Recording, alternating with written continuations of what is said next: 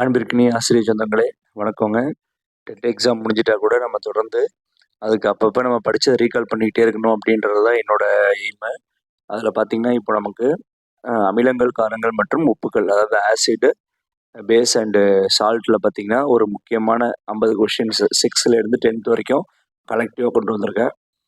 நீங்க அப்படியே டைம் இருக்கும்போது கொஞ்சம் கொஞ்சமா அப்படியே பார்த்துட்டே வாங்க. ஓகேவா? ஸ்டார்ட் பண்ணிடலாமா? அசிடஸ் என்ற லத்தீன் சொல்லின் பொருள் என்ன? என்னன்னு பார்த்தீங்கன்னா, புளிப்பு அப்படின்னு பொருளுங்க. அமிலங்கள் சுவையில் எத்தன்மையானவை. அமிலங்கள் புளிப்புச் சுவை உடையவை. எறும்பின் கொடுக்கு மற்றும் தேனின் விஷத்தில் காணப்படும் அமிலம் எதுன்னு பார்த்தீங்கன்னா ஃபார்மிக் அமிலம். ஆப்பிள் பழத்தில் காணப்படும் முக்கிய அமிலம் எதுன்னு பார்த்தீங்கன்னா மாலிக் அமிலம்.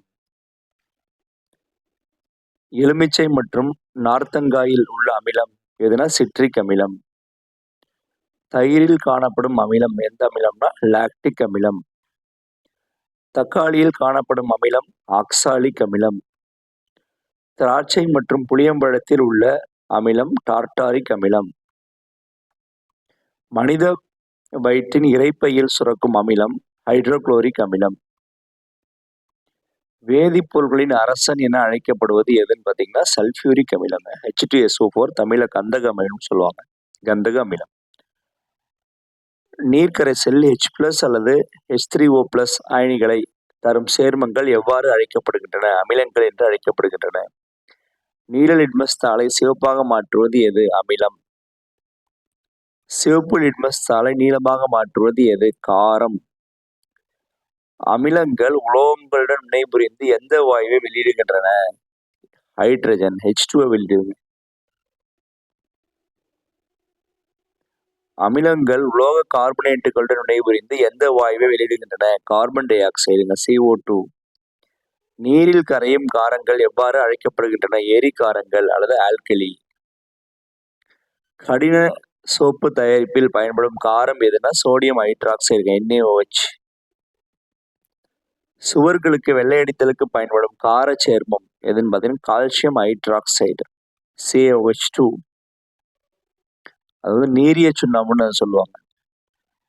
வயிற்று அமிலத்தன்மையை நீக்க பயன்படும் மில்க் ஆஃப் மெக்னீஷியா என்பது மெக்னீசியம் ஹைட்ராக்சைடு MgOH2. துணிகளில் உள்ள எண்ணெய் கரைகளை நீக்க பயன்படும் காரம் அம்மோனியம் ஹைட்ராக்சைடு NH4OH. pH அளவு அறிமுகப்படுத்தியவர் யாருன்னு பார்த்தீங்கன்னா pH ஸ்கேல SPL சொரன்சன். தூய நீரின் pH மதிப்பு எவ்வளவு? 7. அமில கரைசல்களில் pH மதிப்பு எவ்வாறு இருக்கும்னு பார்த்தீங்கன்னா 7 விட குறைவாக இருந்த அமிலம். கார கரைசல்களின் pH மதிப்பு எவ்வாறு இருக்கும்னா 7 விட அதிகம். மனித இரத்தத்தின் pH எவ்வளவு? 7.35 7.45 வரை. மழை நீரின் pH மதிப்பு எதற்கு கீழே குறையும் பொழுது அமில மழை ஏற்படுகிறது? 5.6க்கு கீழே குறையும் போது. உமிழ்நீரின் pH மதிப்பு எதற்கு கீழ் குறையும் போது பற்சிதைவு ஏற்படும்? 5.5 கீழே நம்ம சலைவா இருக்குல்ல அதோட pH குறையக்கூடாது. அமிலமும் காரமும் வினைபுரிந்து உப்பையும் நீரையும் தரும் வினை நடுநிலையாக்கல் வினை. சாதாரண சமையல் உப்பின் வேதிப்பெயர் சோடியம் குளோரைடு NaCl நம்ம யூஸ் பண்ற உப்புங்க. சமையல் சோடாவின் வேதிப்பெயர் சோடியம் பைகார்பனேட். ரொட்டி சோடான்னு சொல்றோம் இல்லையா, சமையல் சோடா NaHCO3. சலவை சோடாவின் வேதிப்பெயர் சோடியம் கார்பனேட் Na2CO3. சலவை தூளின் ப்ளீச்சிங் பவுடர் வேதியியல் வாய்ப்பாடு என்னன்னா CaOCl2 கால்சியம் குளோரைடு.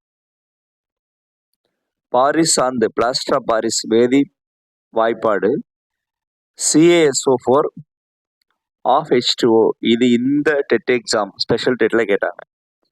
ஜிப்சத்தின் வேதி வாய்ப்பாடு என்ன? CaSO4 2H2O. நீல விட்ரியால் ப்ளூ விட்ரியால் எனப்படும் சேர்மம் எதுன்னு பார்த்தீங்கன்னா காப்பர் சல்ஃபேட் பென்டஹைட்ரேட். அது நீல நிறமா இருக்குங்க, அதனால நீல விட்ரியால்னு சொல்றாங்க. பச்சை விட்ரியால் கிரீன் விட்ரியால் என அழைக்கப்படுவது எது?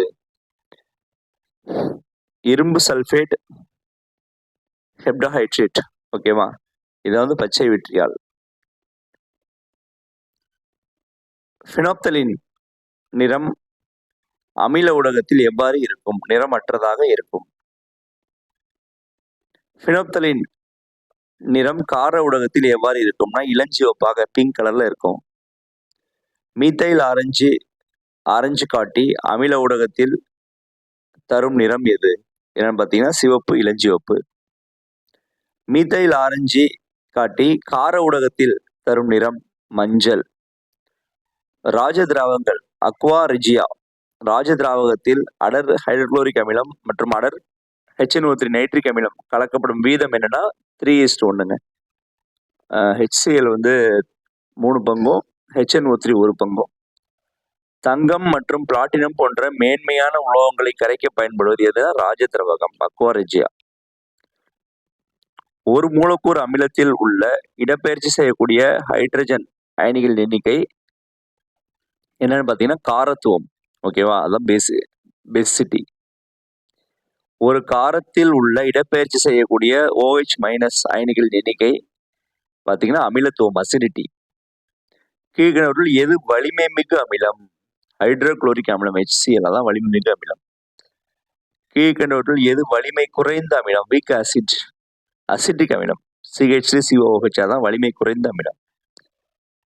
சோடியம் குளோரைடு கரைசலின் வழியே மின்சாரத்தை செலுத்தும் குளோர் அல்கலி முறையில் கிடைக்கும் பொருள் என்ன?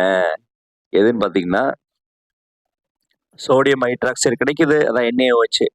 அப்புறம் குளோரின் Cl2 கிடைக்குது, அப்புறம் ஹைட்ரஜன் கிடைக்குது H2. இது 3மே கிடைக்குது. ரொட்டி சோடா பேக்கிங் பவுடர் இருக்கு இல்லையா, பேக்கிங் சோடா தயாரிப்பில் சமையல் சோடாவுடன் கலக்கப்படும் அமிலம் எதுன்னு பார்த்தீங்கன்னா டார்டாரிக் அமிலம். அதுக்கு டார்டாரிக் அமிலம் சேர்த்தோம்னா கசவுத்தன்மை நீங்கிறதுன்னு சொல்றாங்க.